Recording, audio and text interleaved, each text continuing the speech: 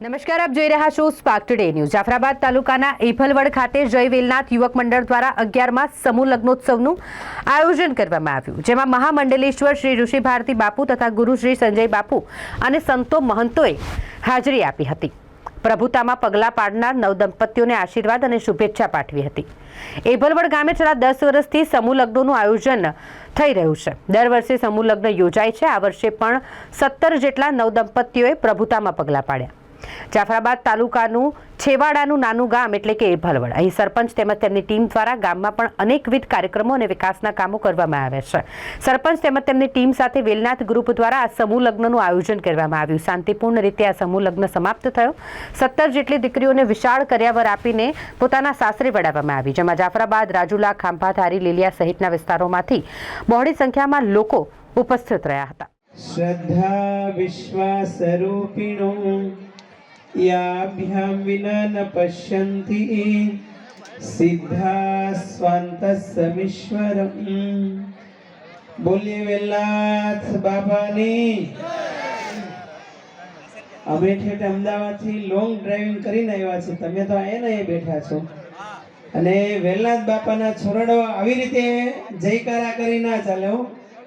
અહીંથી ઠેઠ રાજુલા, જાફરાબાદ ત્યાં સુધી અવાજ જવો જોઈએ।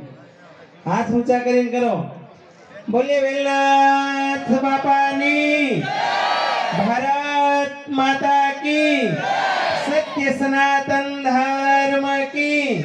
ओम नमः पार्वती पतये हर हर हर। આજે એભલવડ ગામને આંગણે ગામના સરપંચ શ્રી બંને આમ તો રામ લક્ષ્મણની જોડી સમાન જગાલાલ ને ભગાલાલ એને અને સમસ્ત ગામ વતી આ સમૂહ લગ્નમાં ઉપસ્થિત સંતશ્રીઓ અને જાફરાબાદ તાલુકાના પ્રમુખ શ્રી કુલદીપભાઈ વરુ, ખાંભા તાલુકાના ભાજપમાંથી શું જવાબદારી આવે, चेयरमैन श्री जिला पंचायत अरविंद भाई चावड़ा, वकील श्री, अन्य तमाम पत्रकार मित्रों, गामना आगेवान श्रीओ અને નવલ દંપતીઓ બધા જે પ્રભુતામાં પગલા પડી રહ્યા છે, તમામ નવલ દંપતીઓ અને દૂર દૂરથી લોરથી ક્યાં બેઠા અનકભાઈ? તો અનુપભાઈ આ બાજુ આવો। यहाँ का पासल बैठा शुरू करावनार बापू। एक बार बोले सूर्य नारायण भगवान की। समाज અહીંયા ભેગો થયો હોય અને મોટા સંતો મહંતોના આપના આશીર્વાદ હોય ત્યારે જેમ બાપુએ કીધું એમ કે જે કેસરી કપડામાં જે યુવાનો દેખાય છે તો બાપુને નહીં પણ મા ભારતીને સારું લાગે, કારણ કે આપણો પહેલો કલર ભગવો છે।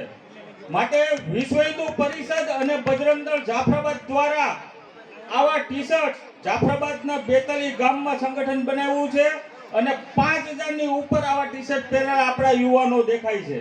જ્યારે પણ વિશ્વ હિન્દુ પરિષદ બજરંગ દળના કાર્યક્રમો હોય, રામનવમી હોય, જન્માષ્ટમી હોય કે હમણાં શિવાજી આપણે શિવ ભગવાનની જ્યારે રાજુલામાં શોભાયાત્રા નીકળવાની છે, ત્યારે સમજો કે 15-20 યુવાનો એટલામાં દેખાય છે તો કેવું રૂડું લાગે। તો જ્યારે સમસ્ત હિન્દુ સમાજ 18 વર્ણ એક હારે નીકળી અને કેસરી કપડામાં નીકળે તો કેવું વાતાવરણ હોય।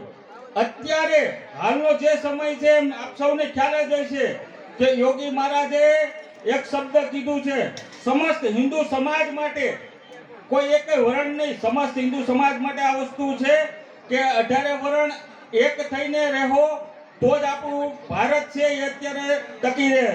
બાકી બટોગે તો કટોગે નો નારા તમે સાંભળતા જ હશે।